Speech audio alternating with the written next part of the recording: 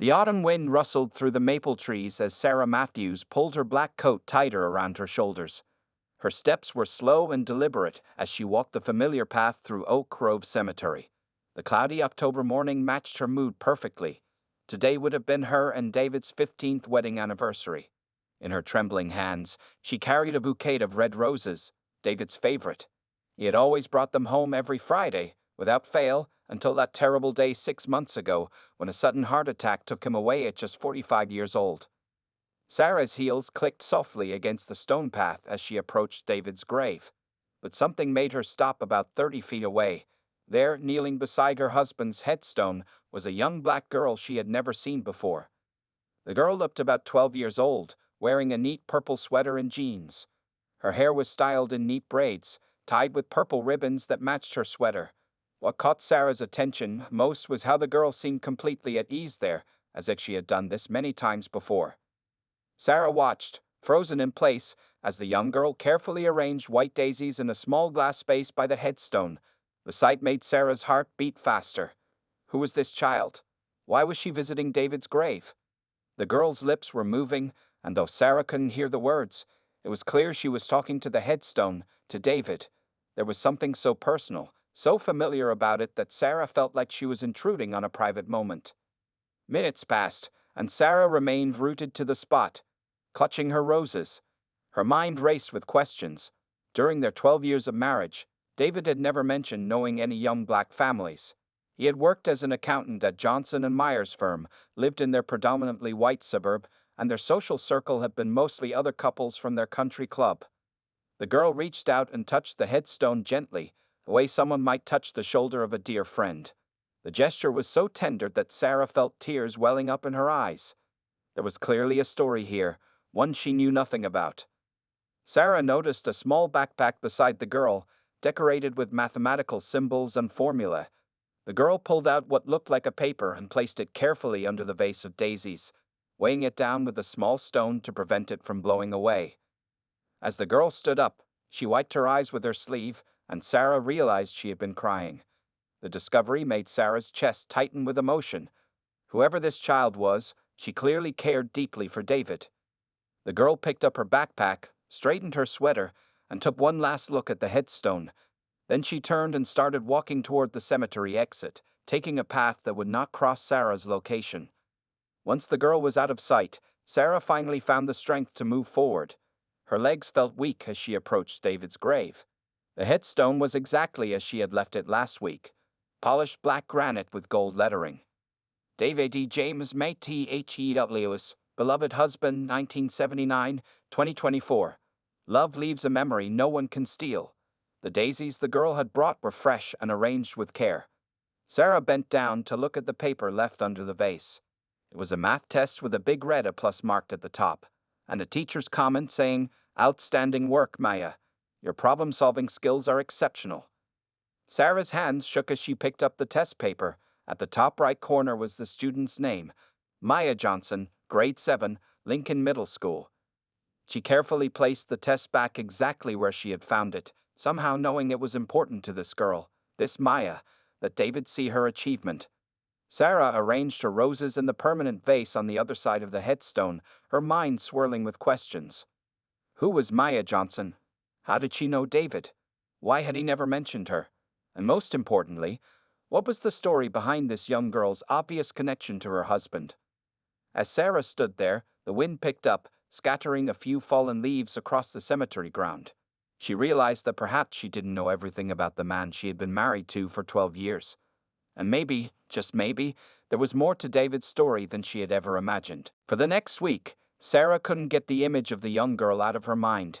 She tossed and turned at night, thinking about Maya Johnson and her mysterious connection to David. The math test with the A+ grade kept appearing in her thoughts, like a puzzle piece that didn't quite fit into the picture of her married life. On Sunday morning, Sarah made a decision. Instead of going to church as she usually did, she drove to Oak Grove Cemetery just before 9 a.m. She parked her silver Honda a good distance from David's grave and waited. Her hands gripped the steering wheel tightly as she watched through her car windows. Sure enough, at exactly 9:15 a.m., Maya appeared, walking through the cemetery gates. This time she wore a blue sweater, carrying the same backpack with math symbols. Sarah's heart beat faster as she watched the young girl follow the familiar path to David's grave. She has a routine, Sarah whispered to herself, realizing this wasn't a one-time visit. She watched as Maya once again placed fresh daisies by the headstone. This time, she pulled out what looked like a small notebook and began writing something while sitting cross-legged on the grass. Sarah's curiosity grew stronger with each passing minute. After Maya left, she waited 15 minutes before walking to David's grave. There, tucked under the daisies, was a folded piece of paper. Sarah's hands trembled as she picked it up and read. Dear Mr. Matthews, I got an A on my science test too. Mrs. Parker said my presentation about the solar system was the best in class. I remembered all your tricks for remembering the planet's order. I miss our study sessions and how you always believed in me. Mom says I'm making you proud up in heaven. Maya. Tears rolled down Sarah's cheeks as she carefully placed the note back. Study sessions? David had been tutoring this girl. Why had he never mentioned it? The next day, Sarah found herself parked outside Lincoln Middle School at dismissal time. She watched hundreds of students pour out of the building until she spotted Maya walking with two other girls, all of them laughing about something. Making sure to keep her distance, Sarah followed Maya's school bus route. The bus stopped in the Oak Park neighborhood, about 20 minutes from their suburban home. Sarah watched as Maya got off at Sater Street and walked to a modest two-story house with bright blue shutters. That evening, Sarah sat in David's home office, something she had avoided doing since his death. She opened his desk drawers one by one, looking for any clue that might explain his connection to Maya. In the bottom drawer, hidden under some old tax papers, she found a worn leather journal. Sarah's hands shook as she opened it. The first entry was dated 3 years ago. Started volunteering at the Oak Park Youth Center today. They needed math tutors for their after-school program. Met a bright young girl named Maya Johnson. She's struggling with fractions but has a spark in her eyes when she finally understands something. Reminds me of my younger sister before we lost her to cancer. Maybe I can help Maya the way I wish someone had helped Amy. Sarah gasped. David rarely talked about his sister Amy, who died of leukemia at age 13. The pain had been too deep. She read on, flipping through pages of David's neat handwriting. Maya made huge progress today. She solved all her algebra problems without help. Her smile lit up the whole room. Had to miss the country club dinner. Couldn't let Maya down before her big math test. Barbara won't understand, so better not mention it. Sarah's heart sank. Barbara, that was her. She was the one who wouldn't understand. Had she really been so wrapped up in their social life that David felt he couldn't share this important part of himself with her? The final entry was dated just 3 days before his death. Maya got accepted into the advanced math program. She ran into the youth center crying with happiness. Promised her I'd be there for her middle school graduation in June. This kid is going to change the world someday, I just know it. Sarah closed the journal, her vision blurred with tears. The David she thought she knew so well had lived another life she knew nothing about. He had been quietly changing a young girl's life while she had been busy planning dinner parties and charity galas. As the evening light faded outside, Sarah made a decision. She needed to know more. She needed to meet Maya Johnson properly, and most importantly, she needed to understand this hidden side of the man she had loved. The next morning, Sarah gathered all her courage and drove to the Oak Park Youth Center. Her heart pounded as she parked her car in front of the brick building with its colorful murals and children's artwork in the windows. A sign read, "Every child deserves a chance to shine." Inside, the walls were painted bright yellow and covered with student artwork and certificates. Children's laughter echoed from somewhere down the hall. Sarah approached the front desk where an elderly black woman sat sorting papers. "Hello," Sarah said softly, clutching David's journal to her chest. "I'm Sarah Matthews, David Matthews' wife." The woman looked up, her eyes widening with recognition. "Oh my goodness," she said, standing up quickly. "Mrs. Matthews, I'm Mrs. Thompson. We've heard so much about you from David." She came around the desk and took Sarah's hands in hers. "We were all heartbroken when we heard about his passing. He was such a special person here." Sarah felt tears forming in her eyes. I actually just found out about this place," she admitted. "I saw Maya Johnson at his grave, and then I found his journal." Mrs. Thompson's face softened with understanding. "Oh, honey," she said gently. "Come to my office. There's so much you should know." In the small office decorated with children's thank you cards, Mrs. Thompson showed Sarah photo after photo. There was David sitting at a table, patiently explaining math problems to Maya. David at the center's Christmas party, wearing a Santa hat and handing out presents.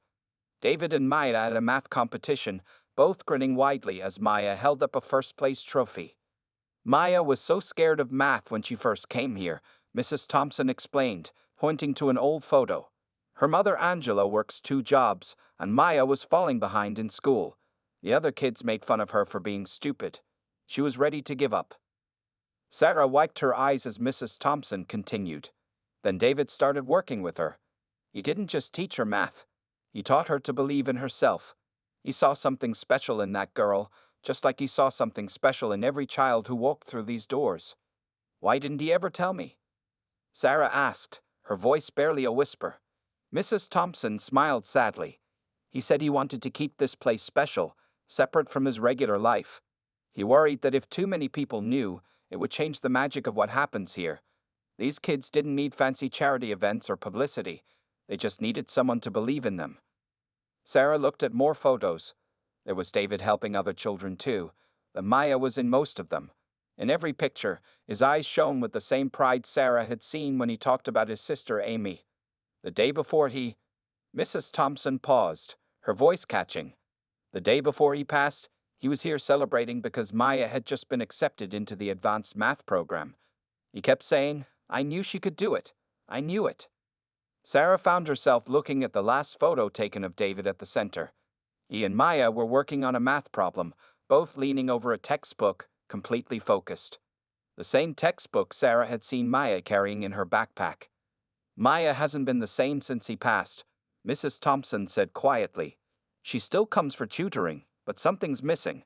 She visits his grave every Sunday, shows him her test papers, says she has to keep making him proud."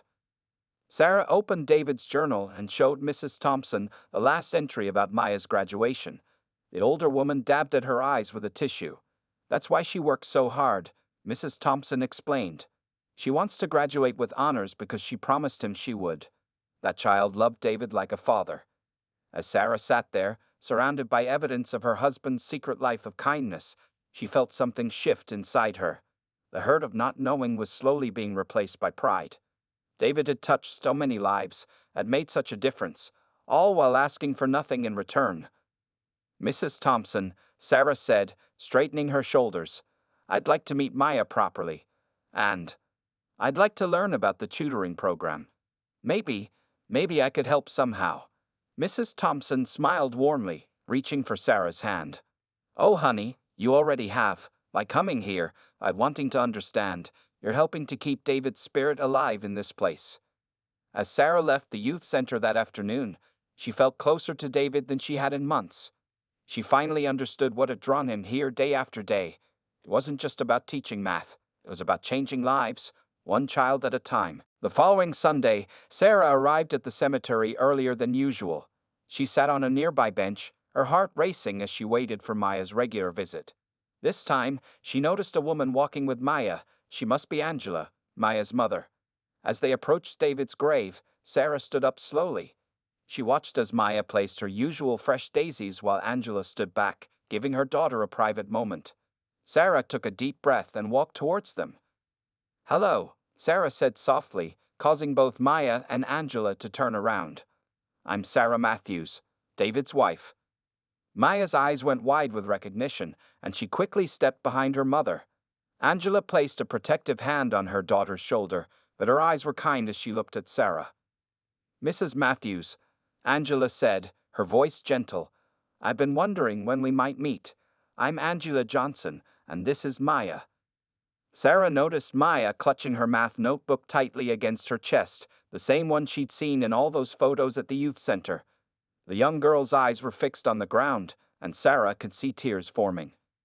"I'm not here to stop you from visiting," Sarah said quickly, seeing Maya's fear. I found David's journal. I know how special you were to him, Maya." At the mention of David's journal, Maya looked up. He wrote about me?" Sarah nodded, pulling the leather journal from her purse. "He wrote about you a lot. Would you like to see? Maya stepped forward hesitantly. Sarah opened the journal to one of the entries and held it out. Maya mastered fractions today. Her determination is incredible. She reminds me more and more of Amy every day. Same spark, same drive to prove everyone wrong. Who's Amy? Maya asked softly, now standing closer to Sarah. Amy was David's younger sister, Sarah explained, sitting down on the grass beside the grave. Maya and Angela joined her. She died of cancer when she was about your age. He never really got over losing her. Angela wiped a tear from her eye. He never told us about her, she said. But that explains so much. The way he was with Maya, it was more than just tutoring. Sarah nodded, turning to Maya. Mrs. Thompson showed me all the photos at the youth center. The Christmas party, your math competition. David was so proud of you. Maya's lower lip trembled. I got another A+ on my math test this week, she said, pulling a paper from her notebook. I wanted to show him. Sarah looked at the test paper covered in complex equations she barely understood. He would have been so proud, Maya. Just like he was proud of every step you took. I miss him so much, Maya whispered, tears now flowing freely. He always said I could do anything if I worked hard enough. He made me believe in myself. Angela squeezed her daughter's hand. Before Mr. Matthews, Maya was ready to give up on school completely. The other kids bullied her because she struggled with math, but he changed everything. He stayed late every Tuesday and Thursday, Maya added, a small smile appearing through her tears. Even when he was tired from his regular job, he never missed a session, not even once. Sarah felt her own tears falling. That's why he always came home late those days. He told me he had client meetings. I'm sorry, Angela said quickly. We didn't know he kept it a secret. No, please don't apologize, Sarah interrupted. I'm the one who should be sorry. I was so busy with my social life that I never noticed what really mattered to him. But now, she took a deep breath. Now I'd like to continue what he started. Maya looked up sharply. What do you mean? I was thinking, Sarah said, her voice growing stronger. 2 weeks after their first meeting at the cemetery, Sarah sat in her car outside Maya's house, gathering her courage. She had offered to help Maya with English homework, and Angela had invited her for dinner. The blue shutters of the Johnson home seemed brighter in the early evening light. Sarah checked her reflection in the rearview mirror and grabbed the book she had brought, a copy of Bridge to Terabithia that had belonged to David's sister Amy. Finally, she walked up to the front door and knocked. Maya opened the door, her face breaking into a shy smile. Hi, Mrs. Matthews, she said softly. The smell of cooking filled the air behind her. Please call me Sarah, she replied, following Maya inside. The house was small but warm and welcoming. Family photos covered the walls, and Sarah noticed several showing Maya with David at the youth center. In the kitchen, Angela was stirring something that smelled delicious. Welcome, Sarah, she called out. Hope you like chicken curry. It was Mr. Matthews' favorite when he used to stay for dinner after tutoring. Sarah's eyes widened. David ate here? Angela nodded, stirring the pot. At least twice a month. Said it was better than any restaurant food. He'd help Maya with math while I cooked, then we'd all eat together right at this table. Sarah looked at the simple wooden table where Maya was already setting up her homework. She could picture David sitting there, enjoying a home-cooked meal with this family while she ate alone at their fancy dining room table, thinking he was working late. He kept a spare pair of reading glasses in that drawer, Maya said, pointing to a kitchen cabinet. And he liked extra hot sauce on his curry. These little details about her husband's other life made Sarah's heart ache, but in a different way now. Not with jealousy or hurt, but with gratitude that David had found such a warm place to share his love for teaching. As they sat down to eat, Angela served the curry with rice. Maya, why don't you show Sarah your latest project? She suggested. Maya ran to her backpack and pulled out a folder. Inside was a carefully drawn poster about famous women mathematicians. It's for the science fair, she explained excitedly. Mr. Matthews always said we needed more women in math and science. He would have loved this, Sarah said, looking at Maya's neat drawings and carefully written facts. You know, his sister Amy wanted to be a scientist too. During dinner, Maya slowly opened up more, telling Sarah stories about David that made them all laugh. How he would draw funny cartoons to explain math problems. How he once wore mismatched socks to the youth center and told everyone it was to help him teach pairs and odds. After they finished eating, Sarah helped Maya with her English essay. She discovered that Maya was just as bright with words as she was with numbers. She just needed someone to believe in her, just like David had. You know, Sarah said as they worked, David kept every single one of Amy's books in his office. I brought one that I think you might like. She handed Maya the copy of Bridge to Terabithia. Maya ran her fingers over Amy's name, written neatly on the inside cover. Can I really borrow this? You can keep it, Sarah said softly.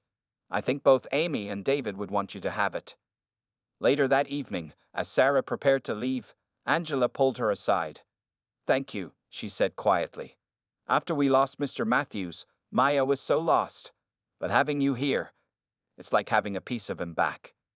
Sarah looked over at Maya, who was already curled up on the couch with Amy's book. Thank you for sharing him with me, she replied. The real him, the him I never fully knew. As Sarah drove home that night, her heart felt fuller than it had in months. The chicken curry had been delicious, the conversation warm and natural.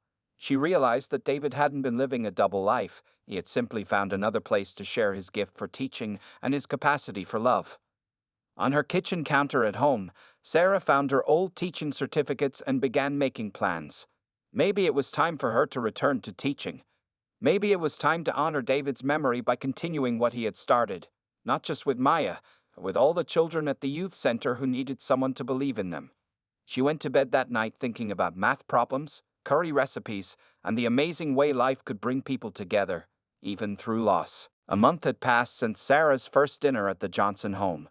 One Saturday morning, while cleaning David's office more thoroughly, she found something that made her hands shake. Behind his old filing cabinet was a sealed envelope with "For Maya, to be opened at your graduation," written in David's neat handwriting. Sarah sat in his office chair, holding the envelope. She remembered how he had promised to attend Maya's middle school graduation. Now she understood why that promise had meant so much to both of them. That afternoon, Sarah drove to the youth center where Maya was studying for an upcoming math competition. She found her sitting at what everyone still called Mr. Matthews' table, surrounded by books and papers. Maya, Sarah said gently, I found something in David's office today. She placed the envelope on the table. Maya's eyes grew wide as she read the writing on the envelope. Her hands trembled as she picked it up. Should I open it now? Sarah shook her head. He wanted you to wait until graduation. That's only 2 months away. I think we should respect his wish. Maya nodded, running her fingers over David's handwriting. Can you keep it safe for me until then? She asked.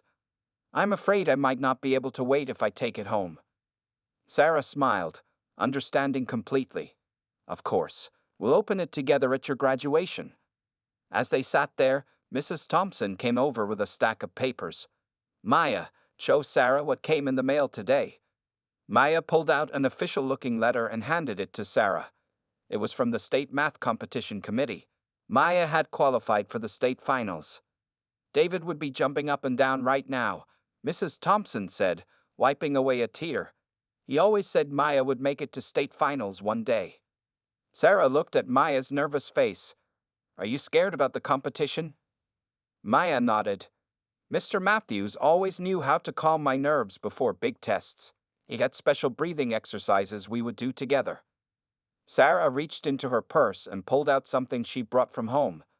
It was a small, worn rabbit's foot on a keychain. This was Amy's lucky charm, she explained. David gave it to her before her first big science fair. Would you like to borrow it for the competition?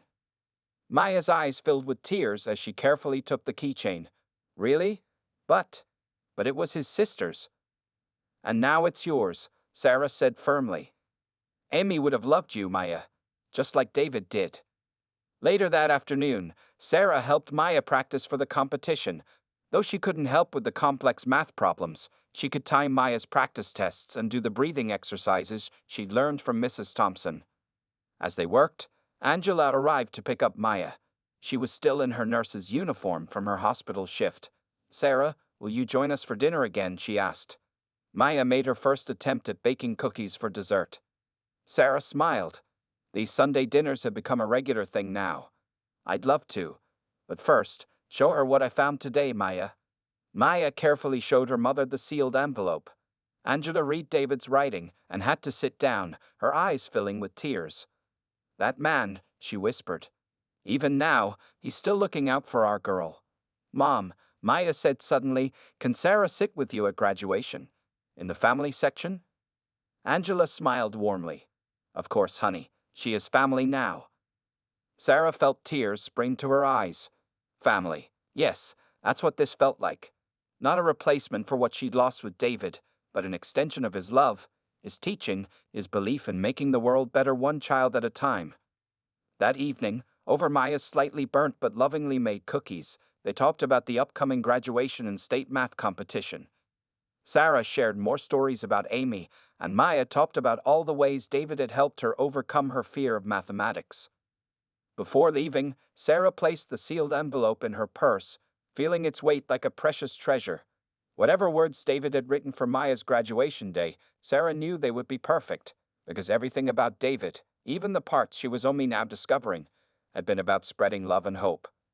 As she drove home that night, Sarah thought about how life's greatest gifts sometimes come wrapped in its deepest sorrows. Through losing David, she had gained a new family, a new purpose, and a deeper understanding of the man she had loved. The morning of the state math competition arrived bright and clear. Sarah pulled up outside the Johnson home at 6:30 a.m., carrying a thermos of hot chocolate, a tradition David had started before Maya's big tests. She found Maya already dressed in her lucky purple sweater, nervously checking her calculator batteries for the third time. Remember what David always said, Angela told Maya as they got into Sarah's car. It's not about winning.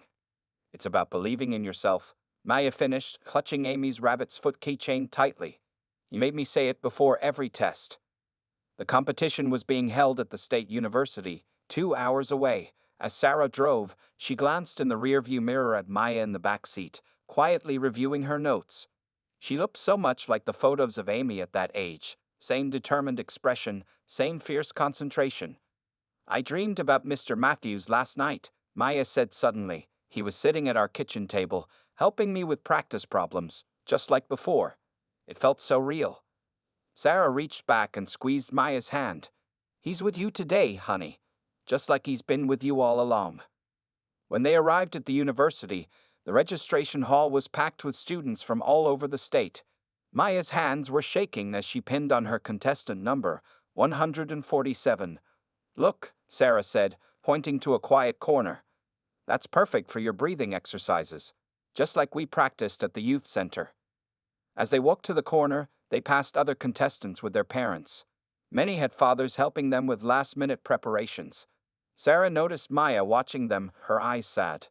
Maya Johnson? A voice called out. They turned to see an older man approaching them. I'm Dr. Peterson, the head judge. I noticed something interesting about your application.